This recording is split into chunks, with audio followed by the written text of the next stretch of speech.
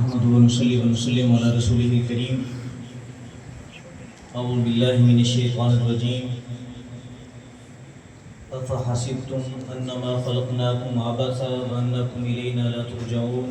صدق الله العظيم. تحصیل توسا جمعیت علماء اسلام کے زیر اہتمام 14 اگست 2025 کو منعقد کیے جانے والا یہ عظیم الشان ورکر کنونشن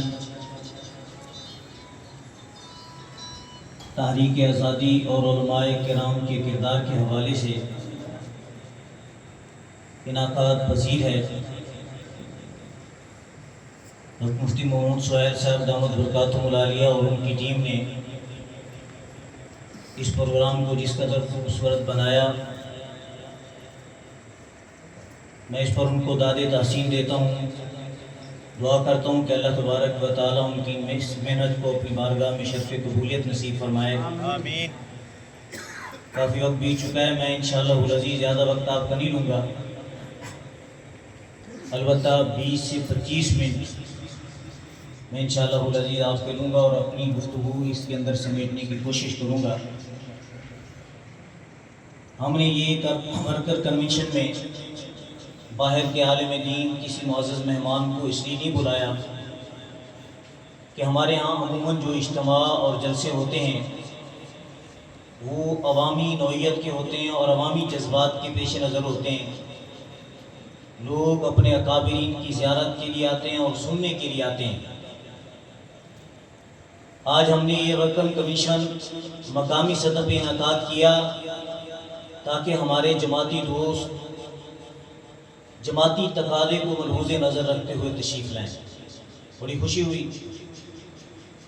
کہ آپ جماعت کے پروگرام سے والہانہ محبت اور عقیدت رکھتے ہوئے لمبا سفر کر کے یہاں تشریف لائے. کیونکہ اس مجمع میں ہمارے جماعت کے ذمہ داران کارکنان موجود ہیں اور ساتھ ہمارے ہم خیال ہم فکر دوست یہاں مقامی وہ بھی موجود ہیں. اس وجہ سے کچھ باتیں میں اپنے جماعتی دوستوں سے کروں گا اور کچھ باتیں انشاءاللہ العزیز عمومی نوعیت کی ہوں گی. تحریک آزادی علماء کرام کا کردار. میرا عزیز دوستو، اگر کسی مکان کے اوپر بھی قبضہ ہو جائے تو اس کو چھڑانے کے لیے بھی بہت بڑی قربانی دینی پڑتی ہے. جب کسی ریاست کسی علاقے کے اوپر کسی ملک کے اوپر قبضہ ہو جائے، اس اخلاص وطن کا مسئلہ ہو تو یقیناً اس کے لیے قربانی بھی اتنی ہی بڑی ہوگی. ایسٹ انڈیا کمپنی جو برطانیہ کی طرف سے تقریباً 1600 کے اندر معرض وجود کے اندر آئی اور پھر اس کے بعد 1608 کے اندر اس نے بر صغیر کی دھرتی کے اوپر پہلا قدم گجرات کے اندر رکھا. وہ گجرات جو مودی کا گجرات ہے، انڈیا کے اندر موجود ہے. اس کی بظاہر آمد یہاں معاشی حوالے سے تھی، اقتصادی حوالے سے تھی، لیکن آہستہ آہستہ اس نے اس وطن کے اوپر قبضے جمانا شروع کر دیے. 1608 میں آنے والی یہ کمپنی جب تقریباً 1 صدی کا سفر طے کرتی ہے، یہ 1 صدی سے زیادہ تقریباً 1757، اس موقع پر اس وطن کے اوپر اس کے کافی پنجے گڑ چکے ہوتے ہیں. مسلمان کافی پریشان، ہمارے اکابر علماء کرام بھی کافی سارے پریشان. ایسٹ انڈیا کمپنی کے خلاف سب سے پہلا میدان سراج الدولہ نے مغربی بنگال کے اندر سجایا اور اس کے مد مقابل آئے. سراج الدولہ کو شکست ہوئی میر جعفر کی وجہ سے. میر جعفر اور میر صادق کا کردار آپ سنتے رہتے ہیں. یہ میر جعفر اس نے سراج الدولہ کے خلاف سازش کی.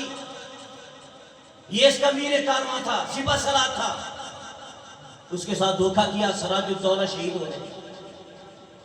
جنگ پلاسی کے اندر مسلمانوں کو شکست ہو. اب پہلی مرتبہ یہ جو کمپنی تھی یہ عسکری قوت بن کر اس بر صغیر کے اوپر اس نے اپنے پنجے گاڑے، مغربی بنگال سارا کا سارا اس کے قبضے کے اندر آ گیا۔ میرے عزیز دوستو، یہی کمپنی ابھی مزید سفر کر رہی ہے۔ علماء کرام شاہ ولی اللہ رحمۃ اللہ علیہ درمیان میں تشریف لائے، دیگر علماء کرام آئے، انہیں آوازیں بلند کی، یہاں تک کہ ساتھ ایک جنگ جو سراج الدولہ والی تھی، اس کے بعد ٹیپو سلطان کی جنگ بھی ہوئی۔ سراج الدولہ کی شکست کا سبب میر جعفر بنا، اور ٹیپو سلطان کی شکست کا سبب میر صادق بنا۔ بدقسمتی سے جب آپ ان کا سراغ لگائیں کہ میر جعفر کہاں ہے، میر صادق کہاں سے آیا، کس قبیلے سے تعلق رکھتا تھا، کس مذہب سے تعلق رکھتا تھا، تو جناب ہمیں پتہ چلتا ہے کہ جیسے ہمارے ملک پاکستان کے بکواڑے کرنے والے وہ لوگ تھے جو ہمارے مذہب اور دین کے دشمن تھے، ایسے ہی سراج الدولہ کی فتح کو شکست میں تبدیل کرنے والا میر جعفر بھی کھٹمل تھا، سمجھتے ہو نا کھٹمل، اس برادری سے تعلق، وہ ابن سبا کی اولاد جس نے ہمیشہ اسلام کے خلاف سازشیں کی، یہ بد نصیب اور بدبخت اسی قوم سے تعلق رکھتا ہے۔ پھر ٹیپو سلطان کی باری آئی، ٹیپو سلطان بیچارے شہید ہو گئے، اس کے خلاف بھی میر صادق اٹھا، یہ اس کا وزیر تھا، اس نے سازش کی اور انگریز کے لیے اس نے راستہ بنایا، ٹیپو سلطان شہید ہو گیا، یہ میر صادق بھی اسی برادری سے تعلق رکھتا ہے۔ دین دشمن وطن دشمن۔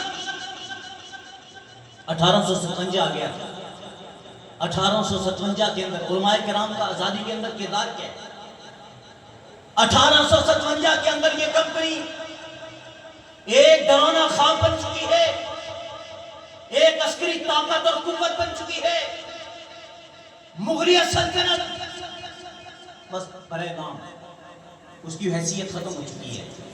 علماء کرام میدان کے اندر آئے، آپ کے آقا اور میرے آقا، میرے مرشد مولانا قاسم نانوتوی رحمۃ اللہ علیہ، مولانا رشید احمد گنگوئی رحمۃ اللہ علیہ، اس 1857 کی جنگ آزادی میں عملی طور پہ شرکت کرتے ہیں۔ صرف لوگوں کو بلایا نہیں، ترغیب نہیں دی، بلکہ خود تلوار اٹھائی، خود میدان کے اندر اترے۔ رشید احمد گنگوئی لڑا، مولانا قاسم نانوتوی رحمۃ اللہ علیہ لڑے۔ میرا عزیز دوستو، یہ بہت بڑی جنگ تھی 1857 کی، اس میں علماء کرام نے بہت بڑی قربانیاں دی۔ اس جنگ کے اندر مسلمانوں کو بظاہر شکست ہوتی، عارضی طور پہ شکست ہوتی۔ اس شکست کے نتیجے میں انگریز کی طرف سے جو مسلمانوں کے اوپر مظالم ڈھائے گئے، اگر آج بھی تاریخ کے آپ اوراق پلٹیں دیکھیں تو ان اوراق کو کیا نام ہے، وہ واقعات اور مظالم سن کر انسان کا سینہ تنگ ہو جاتا ہے۔ ایسے مظالم 1857 کی جنگ آزادی میں تقریباً 10 لاکھ لوگ قتل کیے گئے، ان میں 2 لاکھ ہندو سکھ تھے، باقی 8 لاکھ مسلمان تھے۔ ان 8 لاکھ مسلمانوں میں 3 لاکھ علماء کرام اور مجاہدین، 3 لاکھ علماء کرام۔ دہلی کی جامع مسجد کے باہر پھانسی گھاٹ بنا ہوا تھا، جس کے ہر نماز کے بعد اس پھانسی گھاٹ کے اوپر کوئی نہ کوئی عالم لٹکتا ہوا نظر آتا تھا۔ دہلی سے لے کے لکھنؤ تک، لکھنؤ سے لے کے کلکتہ تک، کلکتہ سے لے کر لدھیانہ تک کوئی ایسا درخت نہیں تھا جس کے اوپر کسی عالم دین کی لاش نہ لٹکتی تھی۔ مولانا جعفر تھانیسی رحمۃ اللہ علیہ کی کتاب کالا پانی میں نے طالب علمی دور کے اندر پڑھی تھی، لوگ تھا اس وقت میں نے پڑھی تھی۔ جعفر تھانیسی رحمۃ اللہ علیہ ان مظالم کو بیان کرتے ہوئے کہتے ہیں، ایک مرتبہ ایسا ہوا کہ ہم گرفتار ہوئے، علماء کرام مجاہدین آزادی، ہمارے ہاتھوں کے اندر بیڑیاں اور کیا نام ہے ہتھکڑیاں، پاؤں کے اندر بیڑیاں، ایسی موٹی بیڑیاں کہ ایک قدم بھی ہم نہیں اٹھا سکتے۔ ہمیں آرڈر دیا جاتا ہے کہ چلو ان ہتھکڑیوں اور بیڑیوں کے اندر جکڑ کر ہمیں لایا گیا، دہلی سے ہمیں جناب سفر کرایا جا رہا ہے، گشت کرایا جا رہا ہے۔ دنیا کو دکھانے کے لیے، بر صغیر کے لوگوں کو دکھانے کے لیے کہ اگر تم ہمارے خلاف اٹھو گے نا تو اس کا نتیجہ اور انجام ٹھیک ہوگا، نشان عبرت قرار دیے جاؤ گے۔ جعفر تھانیسی کہتا ہے کہ ہم آزادی کے مجاہدین اتنی موٹی بیڑیوں کے اندر جکڑے ہوئے ہیں، دہلی سے ہم نکلے، ہمیں جناب کیا نام ہے گاڑی کے اندر ڈالا گیا، ریل گاڑی کے اندر، اس میں مظالم دیے گئے، ملتان تک ہمیں لایا گیا۔ یہاں جب ہمیں ملتان لایا گیا تو ہماری داڑھی موڑ دی گئی، ہماری سر کے بال موڑ دیے گئے، پھر ہمیں بازار کے اندر گھمایا گیا۔ جب ہم بازار میں چل رہے تھے، مسلمان کیا نام ہے بازار سے باہر نکل کر، دکانوں سے باہر نکل کر، گھروں سے باہر نکل کر آتے، ہمیں دیکھتے اور آنسو گراتے، ان کے کلیجے کیا نام ہے خون کے آنسو روتے۔ انگریز چاہتا یہ تھا کہ وہ ہمیں توڑ سکے، انگریز چاہتا یہ تھا کہ وہ ہمیں ڈرا سکے۔ جعفر تھانیسی کہتا ہے لیکن ایسا ہوا، اللہ تبارک و تعالی نے ہمیں ایسی استقامت عطا فرمائی کہ جب ہم بازار میں چل رہے تھے ہمارے چہروں کے اوپر الحمدللہ مسکراہٹ تھی، ہم اپنی صورت مسکراہٹ کے ذریعے انگریز کے سارے عزائم خاک میں ملا رہے۔ 1857 کی جنگ آزادی ہے، اس میں علماء کرام کا کردار۔ میں نے عرض کیا کہ 1857 کے بعد برطانیہ نے باقاعدہ اس پورے بر صغیر کو اپنے قبضے میں لے لیا۔ پہلے کمپنی کنٹرول کر رہی تھی، اس کے بعد پھر باقاعدہ 1857 سے لے کر 1947 تک یہ پورا بر صغیر برطانیہ کے زیر کنٹرول رہا ہے۔ برطانیہ کا ویسرے یہاں آ کر، وزیر اعظم آ کر ہمیں کنٹرول کرتا تھا۔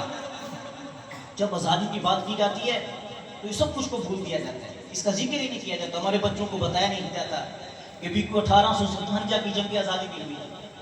اس 1857 کی جنگ آزادی کے بعد کوئی تحریک ریشمی رومال بھی چلی تھی، اس تحریک ریشمی رومال کو اٹھاؤ تو اس میں بھی بڑے بڑے علماء کو نظر آئیں گے۔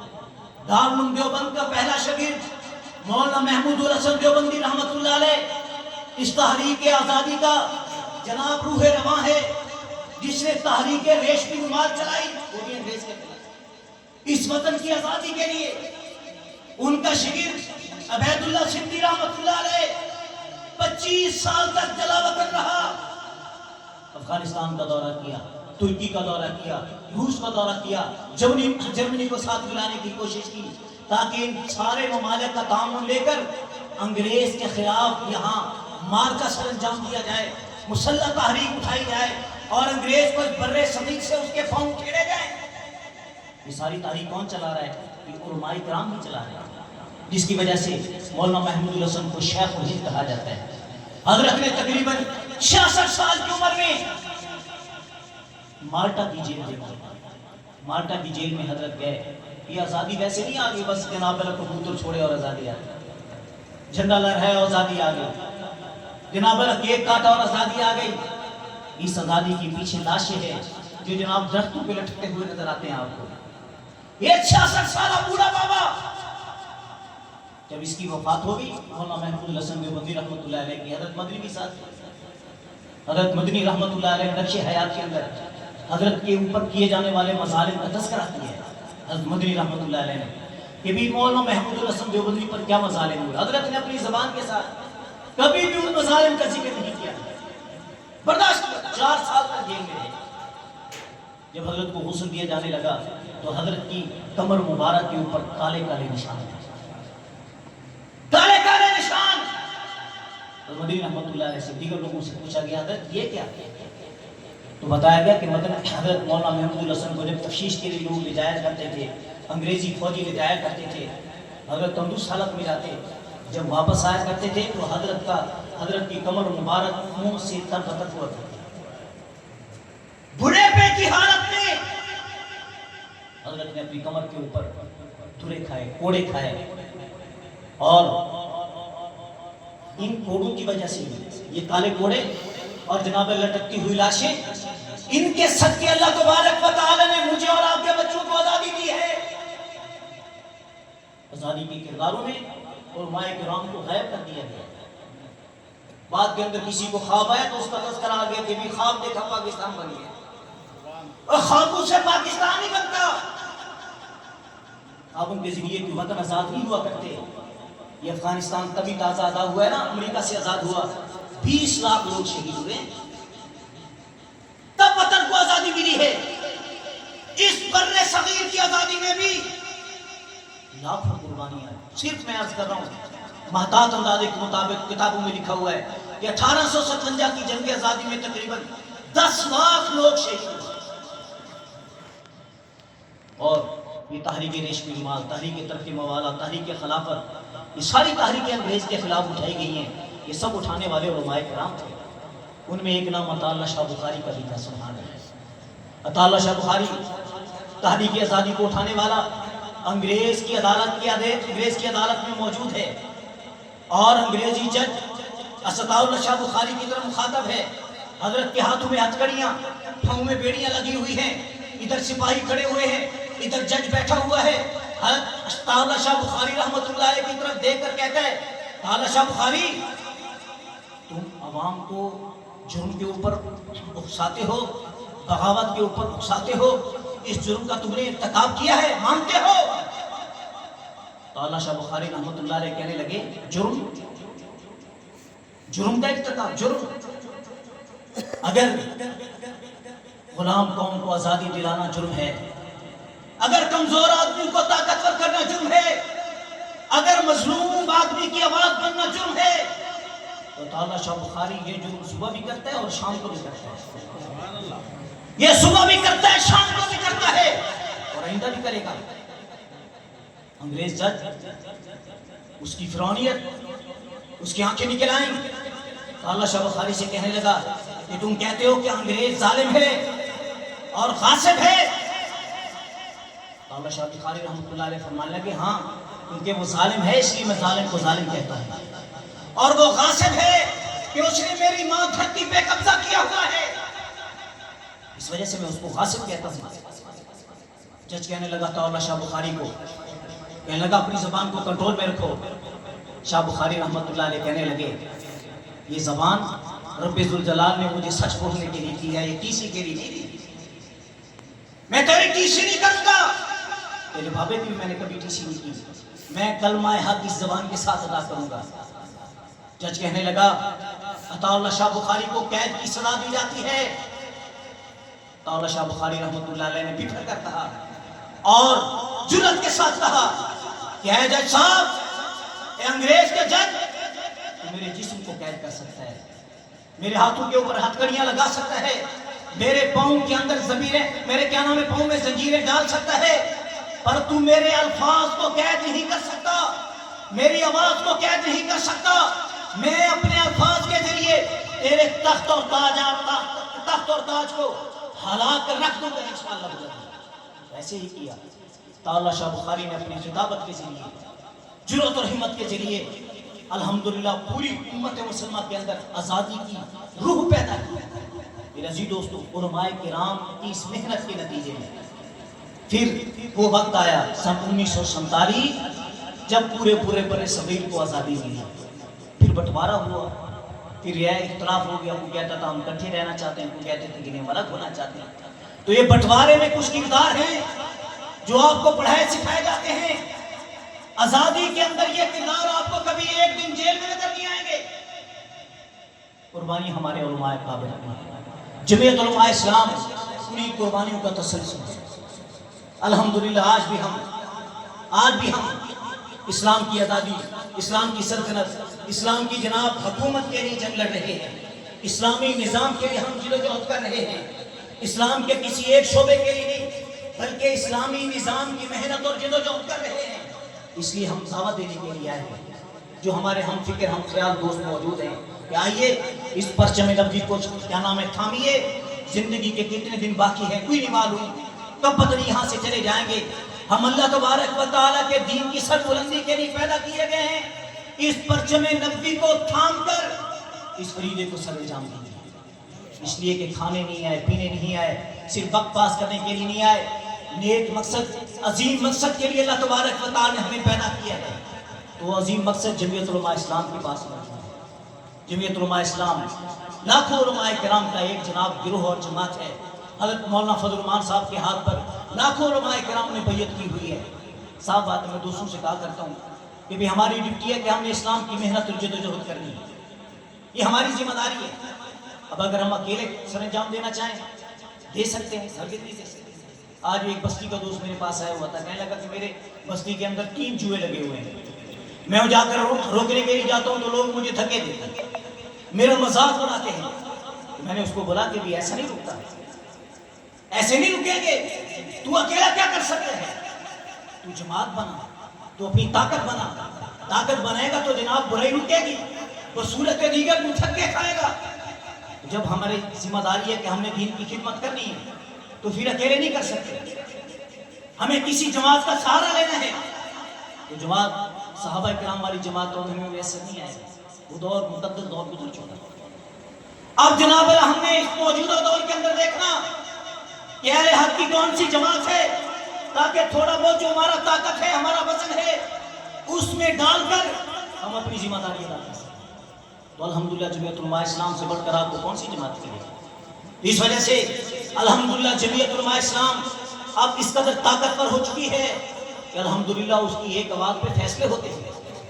ہماری قوم کی بدقسمتی یہ ہے کہ ہم اپنے لیے نمونہ مظلومیت کو بناتے ہیں، خوش ہوتے ہیں اور ان واقعات کو سن کر سنا کر جناب العداد تحسین لیتے ہیں کہ فلاں بزرگ کو فلاں ظلم ہوا تھا، حضرت ابوبکر پہ بہت ڈنڈے بسائے گئے تھے۔ بھائی یہ ایک سفر ہے، جس سفر میں ابوبکر پہ ڈنڈے برسے، ابوبکر نے مار کھائی، لیکن اس سفر کو طے کرتے کرتے ہم نے وہاں پہنچنا ہے کہ جہاں پھر ہم نے روم کو مارا، ہم نے فارس کو مارا، ہم نے جناب کیسر و کسریٰ کے دروازے توڑے۔ ساری زندگی ہم مار کھاتے رہیں گے، مارنے والے کب بنیں گے؟ میرا عزیز دوستو، جمعیت علماء اسلام آپ کو یہی دعوت دیتی ہے، قوت بناؤ۔ قوت کب بنے گی؟ جب ہم اپنے اندر سیاسی شعور پیدا کریں گے۔ ابھی تک میرے مولوی صاحب کے اندر سیاسی شعور پیدا نہیں ہوا۔ ہم نے مسجد کے منبر و محراب، جو میرے پاس ایک امانت ہے، ذمہ داری ہے، 100 لوگ، 1000 لوگ، 1500 لوگ میرے پیچھے نماز جمعہ ادا کرتے ہیں، عید الفطر کی نماز ادا کرتے ہیں، میں ان کو مسجد و مدرسے کی ٹوٹی کا بتاتا ہوں، سپیکر کا بتاتا ہوں، صف کا بتاتا ہوں، دیگر ضرورتوں کا بتاتا ہوں، اور یہ سمجھایا ہوا ہے کہ شاید بس تیری ذمہ داری یہی ہے۔ وہ منبر محراب کے وارث، تیری ذمہ داری تو یہ بنتی تھی کہ تو نے ان کو اسلامی نظام بڑھت کر بتانا تھا، یہ بتانا تھا کہ اسلام رولنے کے لیے نہیں آیا، اسلام مار کھانے کے لیے نہیں آیا، اسلام تختہ مشق بننے کے لیے نہیں آیا، اسلام تو اقتدار کے لیے آیا، اسلام حکومت کے لیے آیا ہے۔ یہ بات اسلامی نظام کی بات منبر محراب سے نہیں کی جائے، یہ ہمارے شعور کی کمی ہے، یا جناب ہمارے اندر ابھی کیا نام اتنی جرت پیدا نہیں ہوئی۔ ہمیں سب سے پہلے پاکستان تو آزاد ہو گیا نا، ہمیں اپنے منبر و محراب کو بھی آزاد کرنا ہے۔ میری زبان آزاد نہیں ہے، میں اپنے ضمیر کے مطابق منبر پہ گفتگو نہیں کر سکتا، تو معلوم ہوا کہ ابھی ضرورت ہے کہ میں اپنے منبر کو آزاد کروں۔ اس کے لیے آپ جمعیت علماء اسلام میں انشاءاللہ العزیز، جمعیت علماء اسلام اسلامی نظام کی جدوجہد کر رہی ہے اور ہم اس کا ساتھی بنیں انشاءاللہ العزیز۔ تمام خیریں وہ ہمارے دامن میں آئیں گے۔ ابھی دوست پوسٹیں کر رہے ہیں کہ بھی دیکھو ہم نے جمعیت علماء اسلام کو ووٹ دیا تو الحمدللہ ہمارا ووٹ قیمتی ہو گیا، باقی قیمتی ہو گیا کہ بھی ہم نے اپنے ووٹ کے ذریعے مسجد کا تحفظ کیا الحمدللہ، ختم نبوت کا تحفظ کیا الحمدللہ۔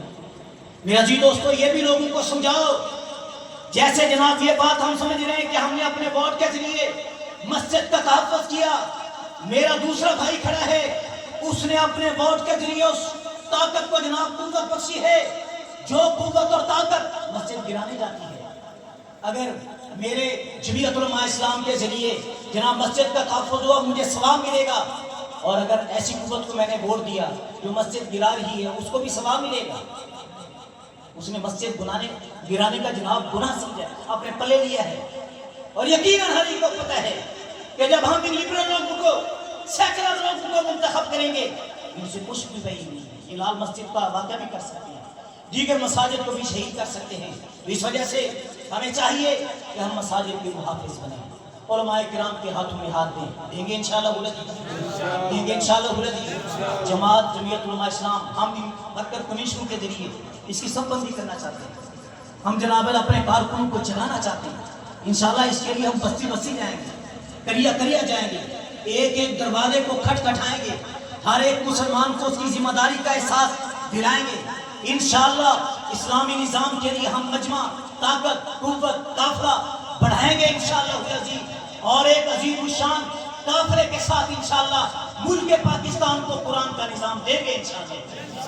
آپ ساتھ دیں گے انشاءاللہ، بھرپور طریقے سے دیں گے انشاءاللہ العزیز۔ 7 ستمبر کو جیسے حضرت نے فرمایا کہ ہم ضلع توسا کے اندر ایک عظیم الشان ریلی کرنے جا رہے ہیں ختم نبوت کے عنوان سے، اس لیے کہ ختم نبوت کے لیے ہمارے اکابرین نے محنت کی ہے اور مقدمہ لڑ کے الحمدللہ اس مقدمے کو جیتا ہے۔ اس خوشی کے اندر پورے ملک پاکستان میں یوم ختم نبوت منایا جاتا ہے۔ ہم بھی ضلع توسا کے سطح پر یہ یوم ختم نبوت منانے جا رہے ہیں، تو جناب جذبوں کے ساتھ منانا ہے، جذبوں کے ساتھ۔ یہ نعرے بھی لگ رہے تھے تھوڑے سے ایسے نعرے جو ڈرے ہوئے نعرے، ہم نے ڈرے ہوئے نعرے نہیں لگانے، ایسے نعرے لگانے جس سے لوگ ڈریں، دشمن ڈرے، قادانیہ ڈرے اور جناب طاغوت ڈرے۔ انشاءاللہ وہ طاقتور نعرے لگاتے ہوئے مجمع بنا کر قافلے لے کر انشاءاللہ کلمہ چوک پہنچیں گے انشاءاللہ۔ یہاں سے قافلہ آئے گا بھرپور طریقے سے، ہم یہی امید رکھیں انشاءاللہ العزیز۔ 4 ستمبر کو کوٹ کے سرانے میں ختم نبوت کانفرنس بھی ہوگی، اس میں بھی آپ کو شرکت کی دعوت دی جاتی ہے، لیکن اس 7 ستمبر کی ریلی کو بہر صورت کیونکہ یہ جماعتی صورت کیا نام ہے، زیر اہتمام ہے، جمعیت علماء اسلام کے زیر اہتمام ہے، اس کو ہر صورت کے اندر ہم نے کامیاب کرنا ہے۔ بستی بستی سے، شہر شہر سے، کریا کریا سے ہم نے محنت کر کے، جو میری جماعت کے ذمہ داران موجود ہیں، میں ان کی خدمت عالیہ کے اندر عرض کر رہا ہوں کہ ہم ایک ایک دوست کو خود ملے انشاءاللہ العزیز۔ ختم نبوت کی جو تحریک، جو جناب ناموس کا جو سعادت ہے، جو عزت اور عظمت ہے، وہ ہمارے مقدر بنے گی انشاءاللہ۔ ایک بہت بڑا قافلہ، بہت بڑا جناب کارواں، بہت بڑا جناب اجتماع ہم انشاءاللہ کلمہ چوک میں اکٹھا کریں گے۔ اللہ تبارک و تعالیٰ آج کے اس اجتماع کو اپنی بارگاہ میں شرف قبولیت نصیب فرمائے۔ وما علینا الا البلاغ۔